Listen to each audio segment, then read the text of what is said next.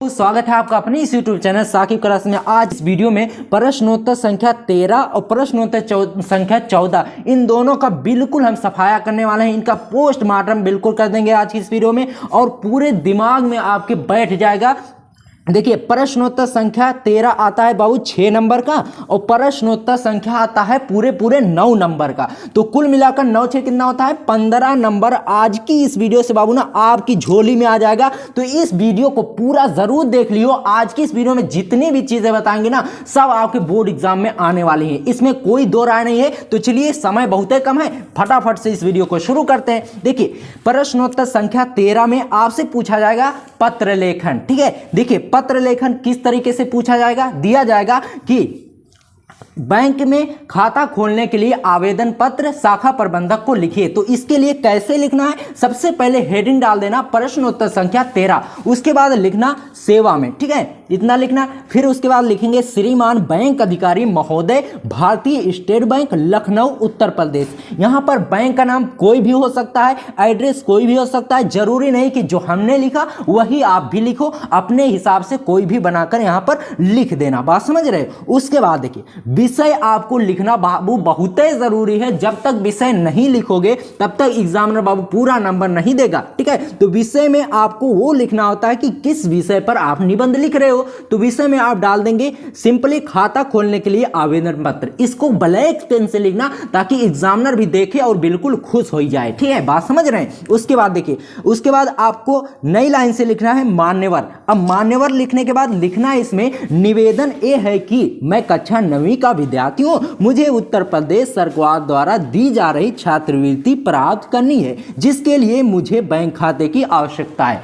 अब ध्यान से समझना मेरी बात को। देखिए, जब आप कक्षा 9 में गए थे तो आपको स्कॉलरशिप की स्कॉलरशिप आपका आया होगा ना। अब उस स्कॉलरशिप के लिए आपने बैंक में खाता खुलवाया था, तो वही चीज यहां पर सिंपली लिखनी है बाबू। बात समझ रहे हैं। अब देखिए, इतना क्लियर है कि मैं कक्षा 9वीं का विद्यार्थी हूं और मुझे उत्तर प्रदेश सरकार द्वारा दी जा रही छात्रवृत्ति प्राप्त करनी है, जिसके लिए मुझे बैंक खाते की आवश्यकता है। अब यहां से लिखना, अतः आपसे विनम्र निवेदन है, अतः आपसे विनम्र निवेदन है मान्यवर, मेरा खाता खोलने की कृपा करें, आपकी अति कृपा होगी, धन्यवाद। बात समझ रहे हैं। इतना आपका क्लियर हो गया। अब यहां पर भवदीय आप लिख सकते हैं या फिर प्रार्थी लिख सकते हैं, कोई भी चीज लिख सकते हैं। इसमें बाबू अपना नाम नहीं डाल है और XYZ कर देना है और दिनांक भी नहीं डाल लेंगे, इसको भी XYZ करेंगे तो भी कोई दिक्कत नहीं। लेकिन यहां पर अगर डाल देंगे तो बहुत ही अच्छी बात है। दिनांक आपको ऐसे डालना 16 मार्च 2023, आपको ऐसे नहीं डालना जैसे इसको लिखा जा सकता था 16/03/2023, लेकिन बाबू अब आपको 2024 डालना है क्योंकि 2024 में पेपर हो रहा है। अगर 2023 डालोगे तो एग्जामिनर को लगेगा कि बाबू ये कहीं से रट के आया है और बोर्ड एग्जाम में आकर छाप दिया है। ठीक है, ऐसा नहीं करना है। तो ऐसे लिखना है डेट 16 मार्च 2024। जैसे आपका पेपर 22 फरवरी को है तो 22 फरवरी यहां पर लिख देना है 22 फरवरी 2024 सिंपली, और भौदी में XYZ कर देना है। तो 3 नंबर 3 देखिए, जो प्रश्नोत्तर संख्या 13 है ना, इसमें आपका 6 नंबर बिल्कुल क्लियर हो जाएगा अगर बाबू इस तरीके से लिखोगे जैसे हमने लिख के बताया है। अब चलिए लिए चलते हैं प्रश्नोत्तर संख्या बाबू 14 पर निबंध लेखन में। ठीक है, बात समझ रहे हैं हमारी दोस्तों। प्रश्नोत्तर संख्या 14 में आपको दिया जाता है निबंध लेखन। बात समझ रहे हैं। अब निबंध लेखन दिया जाएगा कि निम्नलिखित में से किसी एक विषय पर निबंध लिखो। तो उसमें दिया रहेगा स्वच्छता अभियान जन जन का कल्याण, इस पर आपको निबंध लिखना है।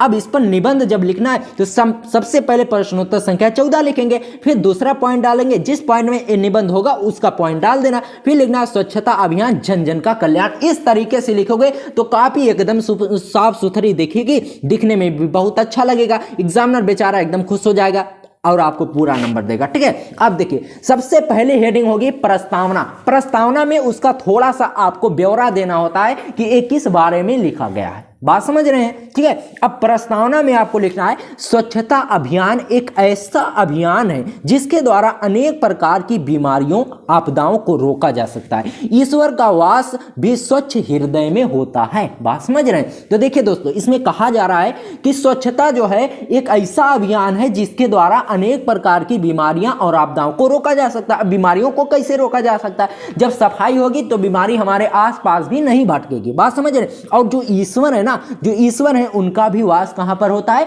एक स्वच्छ हृदय, एक साफ हृदय में होता है। ठीक है, अब देखिए उसके बाद लिखना है स्वच्छ भारत अभियान। अब इसमें लिखना है स्वच्छ भारत अभियान एक राष्ट्रीय अभियान है। ठीक है, स्वच्छ भारत जो अभियान है एक सरकार द्वारा चलाया जा रहा अभियान है, राष्ट्रीय अभियान है। गांधी जी की 145वीं जयंती पर, ठीक है, जब गांधी जी की 145वीं जयंती मनाई जा रही थी 2 अक्टूबर को, तब माननीय प्रधानमंत्री नरेंद्र मोदी जी ने इस अभियान की घोषणा की। ठीक है, कि ये अभियान 2 अक्टूबर 2014 को शुरू किया गया।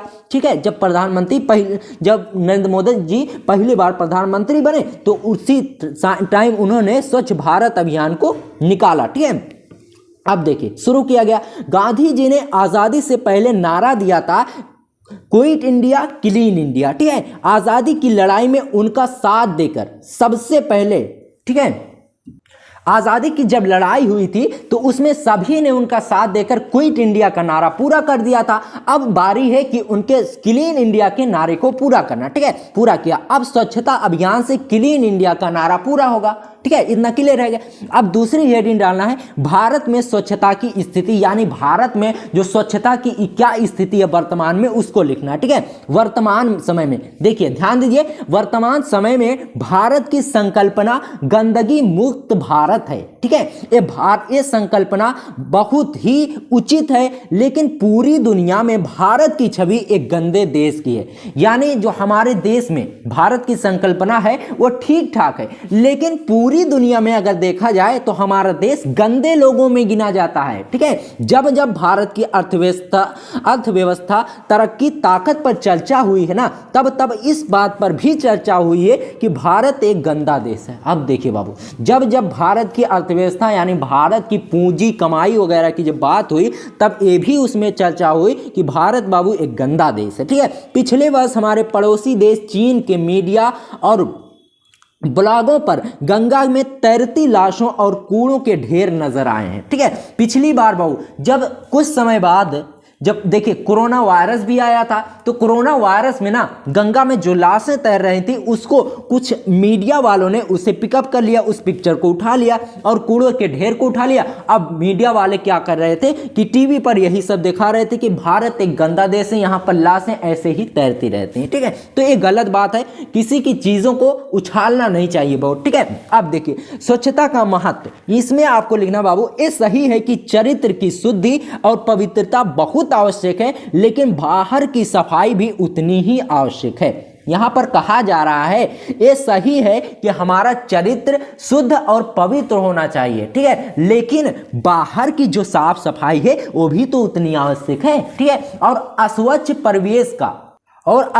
परिवेश का प्रतिकूल प्रभाव हमारे शरीर पर भी नजर पड़ता है। ठीक है, और देखिए जिस प्रकार एक स्वच्छ शरीर में एक स्वच्छ मस्तिष्क का वास होता है, उसी प्रकार एक स्वच्छ और पवित्र परिवेश में एक स्वस्थ एवं स्वच्छ व्यक्ति का निर्माण होता है। जैसे कहा जाता है ना कि स्वच्छ शरीर में स्वच्छ मस्तिष्क का वास होता है, उसी प्रकार से जब हमारा आसपास पड़ोस सब स्वच्छ रहेगा तो उसमें जो लोग रहने वाले होंगे वो भी स्वच्छ होंगे और स्वस्थ होंगे। ठीक है, तो इतना आपको लिखना होता है। अब लास्ट में लिखना उपसंहार। ठीक है, उपसंहार में आपको लिखना होता है कि अभी तक जितना आपने लिखा इसका निष्कर्ष क्या लिखना। निष्कर्ष भी इसकी हेडिंग आप डाल सकते हो, निष्कर्ष। ठीक है, चाहे आप निष्कर्ष लिखो या फिर उपसंहार, बात एक ही है। ठीक है, अब देखिए इसमें लिखना स्वच्छता समान रूप से हम सभी की एक नैतिक जिम्मेदारी है। बात तो सही है कि स्वच्छता जो है बाबू इस सबकी जिम्मेदारी है कि हमारे आसपास के पड़ोस को सब स्वच्छ रखें। ठीक है, और वर्तमान समय में हमारी सबसे बड़ी आवश्यकता है, हमें अपने दैनिक जीवन में सफाई को शामिल करना चाहिए ताकि हमारा पर्यावरण भी स्वच्छ रहे। इसमें कहा जा रहा है, ठीक है, देखिए स्वच्छता समान रूप से सभी की एक जिम्मेदारी है और हमें अपना परिवेश रोज सुबह उसको साफ करना चाहिए। जो कूड़े वगैरह यहाँ बिखरे रहते हैं उसको साफ सफाई करनी चाहिए, हमारे परिवेश को साफ सुथरा करना चाहिए। तो इस तरीके से बाबू अगर आप लिखोगे ना तो एग्जामिनर खुश होकर पूरा नंबर देगा, ये हमारी गारंटी है। क्योंकि दोस्तों ये हमने जो लिखा है ना, एक टॉपर की कॉपी मिली थी, उसी के हिसाब से हमने लिखा, ताकि एग्जामिनर बाबू आपको पूरा नंबर दे। इस तरीके से जरूर लिख के आना। 22 फरवरी को देख लेना, 22 फरवरी को आपको अगर ये निबंध देखने को मिलता है तो इस तरीके से लिखेंगे तो पूरे नंबर मिलेंगे। चलिए आज की इस वीडियो में बस इतना ही बाबू, तैयारी जारी रखिए। चलिए मिलते हैं आपसे किसी और वीडियो में, तब तक के लिए गुड बाय, जय हिंद, जय भारत।